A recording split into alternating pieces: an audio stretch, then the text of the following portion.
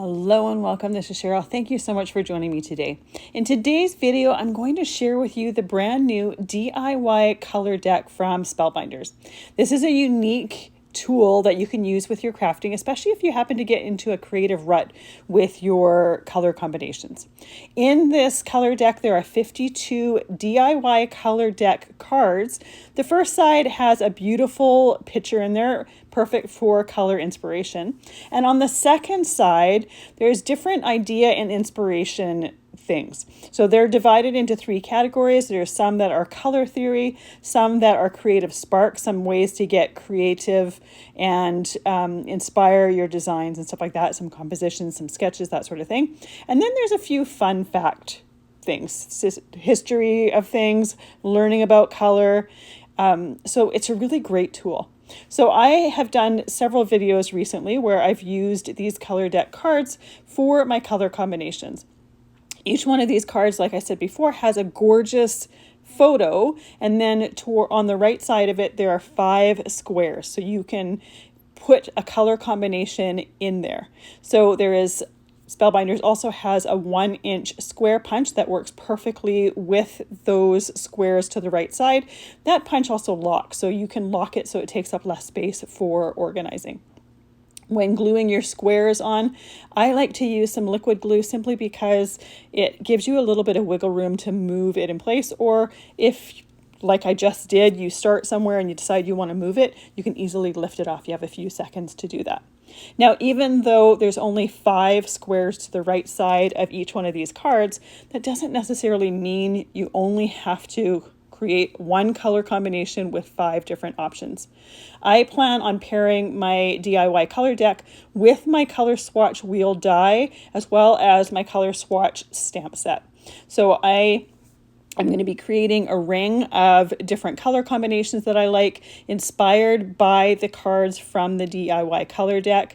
I'm going to be creating the different color combinations and stamping what colors they are, just at the off chance that I happen to forget what the shade is. Now, I am doing mine with Spellbinders cardstock, but you don't have to do that. You can do it with whatever cardstock you like. You could even, if you want, just say in pencil, write down what the cardstock is from what company or whatnot.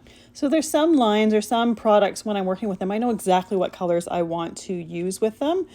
And there's some that I'm just kind of a little bit stumped, or I'm tired with some of the color combinations I normally go with. So this is where I plan on using this, and I plan on using it a lot to start out with, especially simply because I kind of feel like sometimes I'm in a little bit of a rut, or I use very similar colors. So it's a great way to get yourself out of that.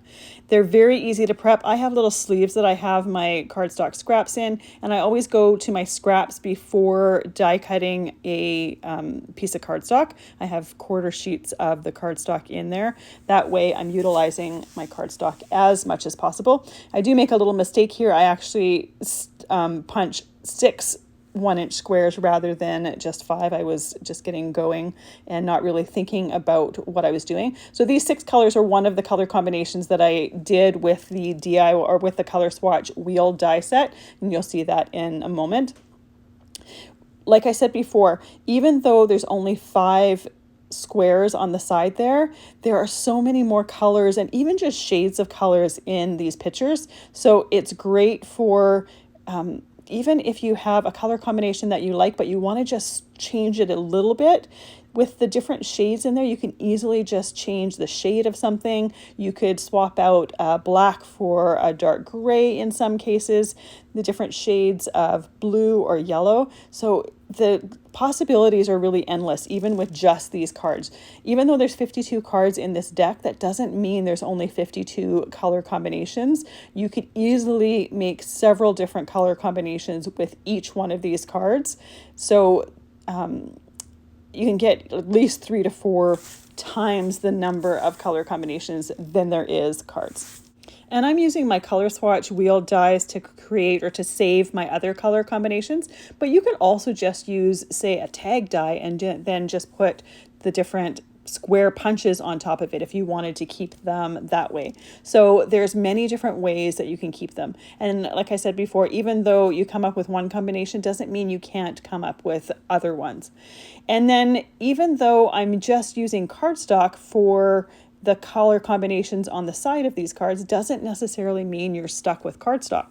With that last sample, I did some interference inks that were very similar in colors to the cardstocks that I was using. For this particular color combination, the video that I'm doing with this color combination, I am actually using alcohol inks. So you're not limited to cardstock. You can easily swap them with inks, with alcohol inks, that sort of thing.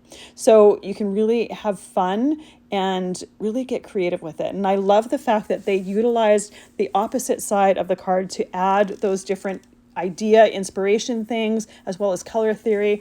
I know for some of us, color theory is fairly intuitive, and for others, it's a little bit harder to know, so it's great to learn that.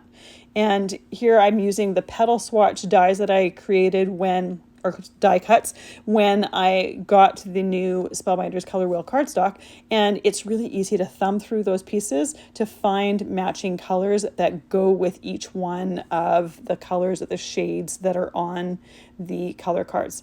So this is the last color card that I did right here, and here are the alcohol ink cards that were created from it.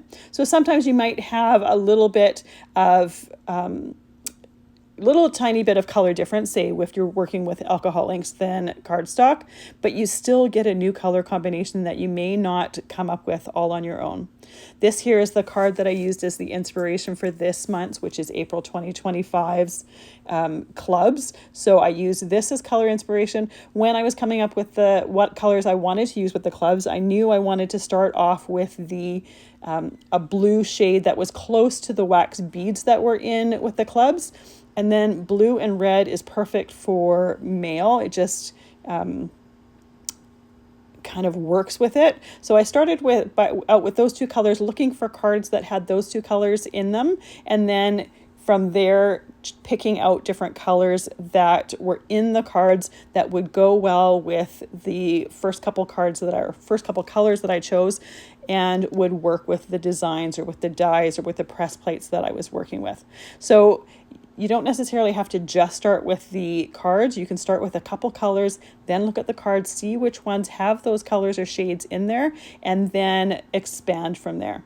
So here is the color swatched wheel die, and the thing that I added from there is a lighter blue, which was also in the combinations of the cards. So this is a fantastic way to come up with more color combinations and more inspiration for your card making. Thank you so much for joining me today. I really appreciate all this time that you spend with me, and I hope you have a fantastic day.